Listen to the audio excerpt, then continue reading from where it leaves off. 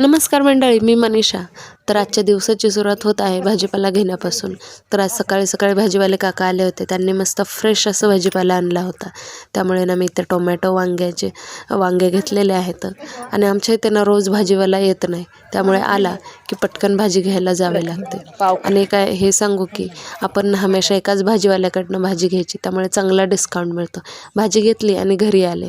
घरी येताच मिस्टरांना नाश्ता दिला. नाश्त्यामध्ये बनवला होता ढोकळा वगैरे खाल्ला. आणि आता म्हटलं चला आपली रोजची कामं आवरून घेऊया. त्यामुळे ना 200च्या स्पीडने कामं करायला लागले. बेड वगैरे आवरून घेतला, कपडे वगैरे धुवून घेतले आणि वाळत टाकायला घेतले. आता कपडे वगैरे वाळत टाकून झाले आणि म्हटलं चला आता जेवणाची तयारी करूया. आणि कितीही भाजीपाला असू द्या आपल्या घरात, तरी प्रश्न पडतोच की भाजी करायची काय. तर आज मी डिसाईड केलं की चला वांग्याची भाजी बनवूया. मस्त इथं कांदा टोमॅटो फ्राय करून घेतलेला आहे. त्यामध्ये आपले बेसिक मसाले टाकलेले आहेत आणि वांग्यामध्ये शेंगदाण्याचं कूट आणि मसाले भरून आपली भाजी कढवण्यासाठी टाकलेली आहे.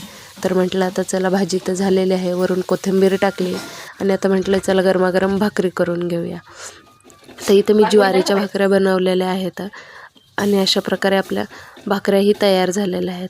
मंडळी, आपल्याला व्हिडिओ आवडत असल्यास चॅनलला सबस्क्राईब नक्की करा. थँक्यू.